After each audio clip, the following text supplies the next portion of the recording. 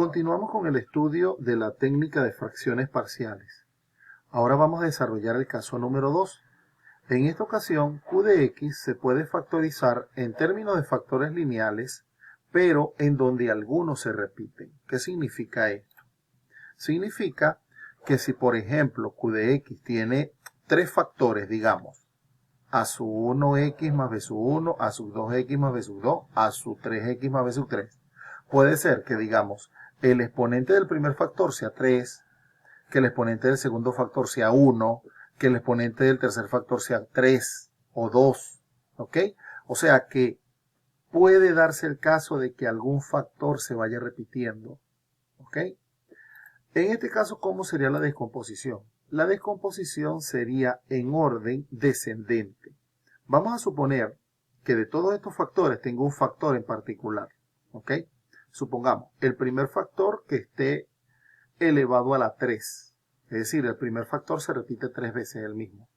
¿Cómo sería la descomposición? Sería a sub 1 por el factor a la 3 más a sub 2 por el factor a la 2, por eso aparece p menos 1, más a sub 3 por el factor a la 1, y en el momento de que ya llegamos a exponente 1, hasta ahí llega. Y después pasamos al otro factor. O sea que ella se va a ir desglosando de acuerdo a la cantidad de factores que tengan multiplicidad que se repitan allí. ¿A qué nos referimos con la multiplicidad? La multiplicidad significa el número de veces que se repite el factor. De todas formas, en el par de ejemplos que vamos a ver a continuación, se va a observar bien esta situación. ¿Qué significa? Que al igual que en el caso anterior, se van a generar a sub 1, a sub 2, a sub 3, a sub 4, que son constantes a determinar. Vamos entonces con un par de ejemplos para ilustrarlo. Fíjense, ya tenemos cierta experiencia del anterior. ¿Qué vamos a hacer? Vamos a factorizar el denominador. Acá, como tenemos factor común x, extraemos x factor común.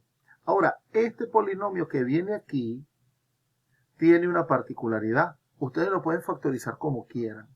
En este caso yo voy a hacer uso de un producto notable. Podemos descomponer 4x cuadrado como 2x todo al cuadrado. Este 4 sería 2 por 2x y este 1 sería 1 al cuadrado. ¿Qué es lo que yo quiero indicar con esto? Que esta expresión que está en este paréntesis representa un cuadrado perfecto, un binomio de cuadrado perfecto. ¿Quién sería? 2x menos 1 todo al cuadrado. ¿Qué significa esto? Que hay una multiplicidad 2 para el segundo factor. Porque el primer factor sería x y el segundo factor sería 2x menos 1 por 2x menos 1. En todo caso lo agrupamos y sería 2x menos 1 elevado a la 2. Teniendo esto como referencia, a esta última expresión la vamos a desglosar de la siguiente forma. A sobre x, como x tiene multiplicidad 1, es decir, no se repite, lo colocamos así tal cual. Más b sobre todo el factor que continúa con su exponente, más c con el mismo factor pero restándole 1 al exponente. ¿Lo ven? Él llegaría hasta aquí. En cambio, si por ejemplo aquí hubiese un 3, sería b sobre 2x menos 1 a la 3 más c sobre 2x menos 1 a la 2 más d sobre 2x menos 1. ¿Lo ven? O sea que van a generarse tantas fracciones y tantas constantes a determinar como exponentes hayan en la multiplicidad, o sea, en el factor. Bien, en este caso ya es muy similar al caso anterior. Vamos a hacer la suma de fracciones, pero teniendo el cuidado de que recuerden que el mínimo común múltiplo, al ser el menor de los múltiplos comunes, cuando hay dos factores que voy comparando y uno está inmerso dentro del otro, está contenido dentro del otro, el mínimo común múltiplo es el que lo contiene. O sea que x versus 2x menos 1 al cuadrado serían independientes, pero este está contenido dentro de este otro. Por lo tanto, el mínimo común múltiplo será el que lo contiene multiplicado por el independiente. Por eso es x por 2x menos 1 al cuadrado. Si hay dudas en esto, los invito a que vean las secciones sobre fracciones algebraicas, en donde se explica en detalle cómo se calculan los mínimos común múltiplos para expresiones algebraicas. Entonces, lo que sigue acá es hacer la suma de fracciones. Sería esta expresión dividida entre esta, se cancelan las x, me queda el cuadrático multiplicado por a. Más esta expresión dividida entre esta, se cancela todo el factor cuadrático, me queda apenas x multiplicado por b, bx. Más esta expresión multiplicado por un factor, mucho cuidado acá. Fíjate que aquí estamos teniendo x menos 1 por x menos 1. Si yo divido esta entre esta, se cancela este factor con uno de estos dos. O sea que me queda x por 2x menos 1 que va a multiplicar a la constante c. Es el término que se está generando acá. Bien, de esta forma desarrollamos el cuadrado perfecto.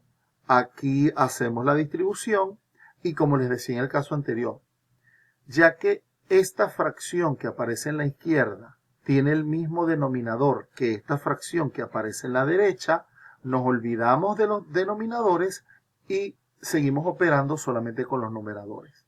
Ahora, sabiendo que a multiplica, se distribuye en estos tres términos, b va con x y bueno, ya aquí está distribuido, que lo hicimos en el paso anterior. Bien, lo cierto es que nos quedamos con el numerador de la fracción izquierda y el numerador de la fracción derecha.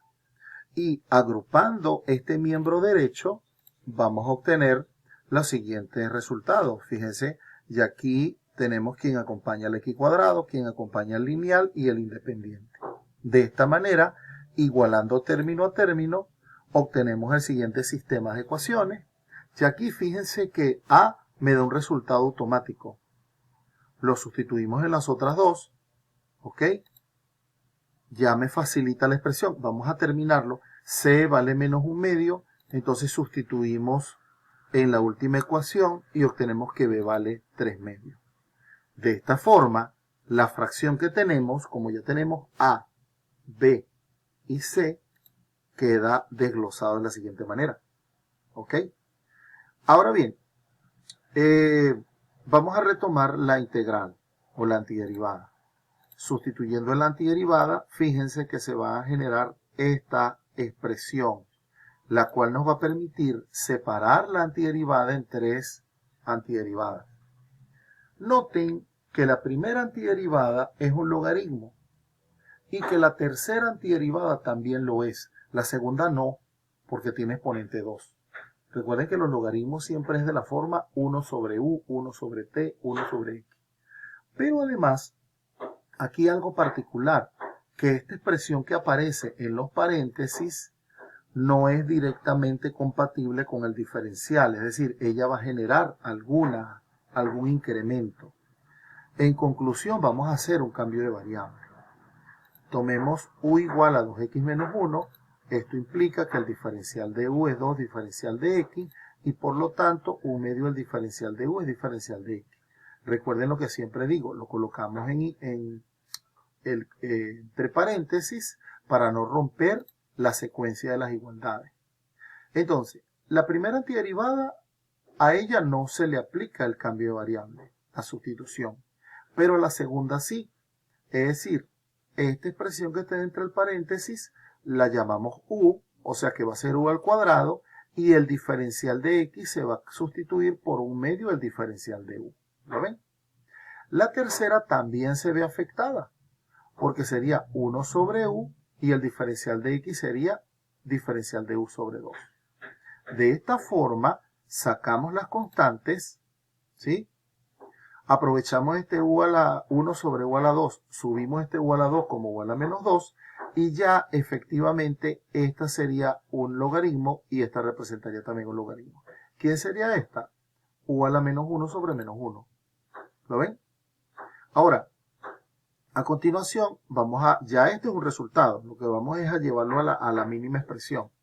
Por un lado, vamos a regresarnos en el cambio de variable porque u sería 2x menos 1.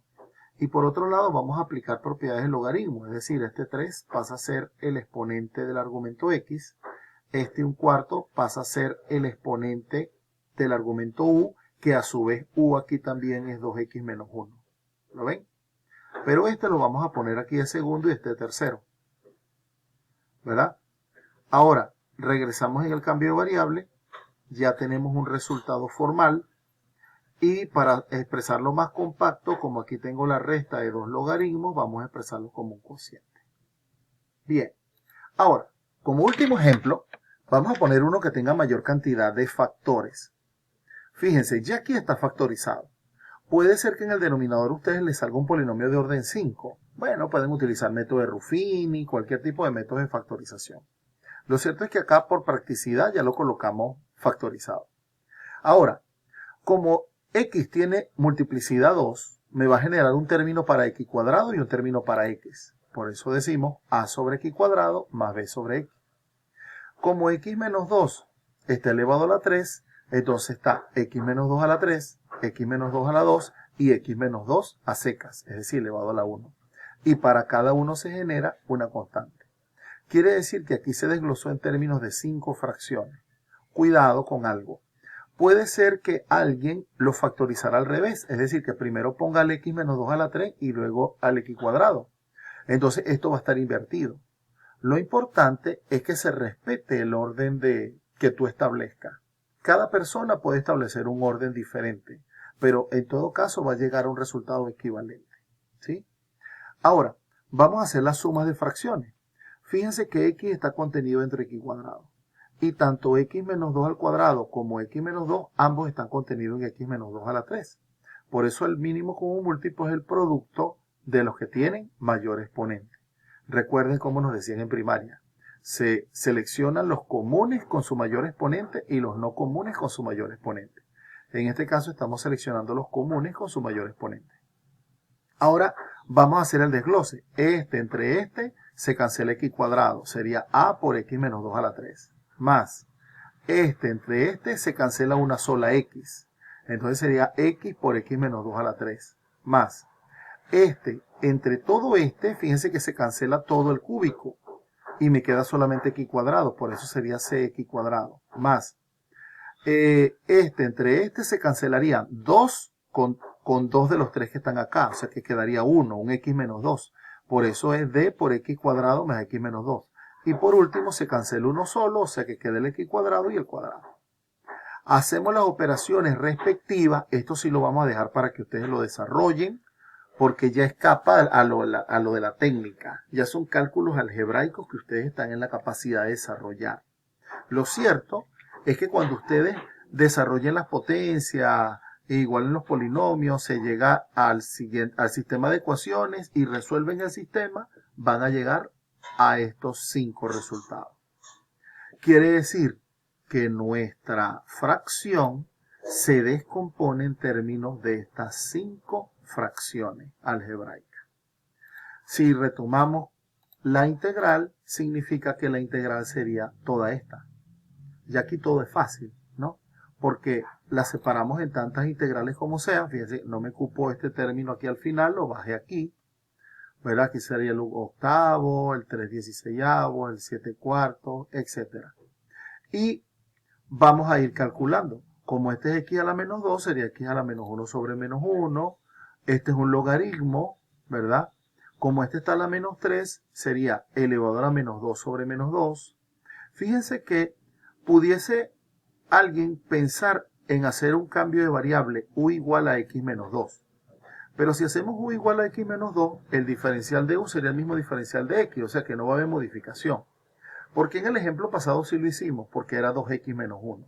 Y su derivada era 2 diferencial de x. Y eso generaba un medio. Pero acá en este caso no es necesario hacer el cambio de variable. Entonces, íbamos con este, como es a la menos 2, sería la antiderivada x menos 2 a la menos 1 sobre menos 1. Y el último sí representa un logaritmo. Quiere decir que finalmente agrupamos este logaritmo con este otro, ¿verdad? Primero llevamos los exponentes y expresamos el resultado final. Sé que se torna engorroso el ejercicio es por cálculos previos, no por los cálculos atribuibles al método en sí.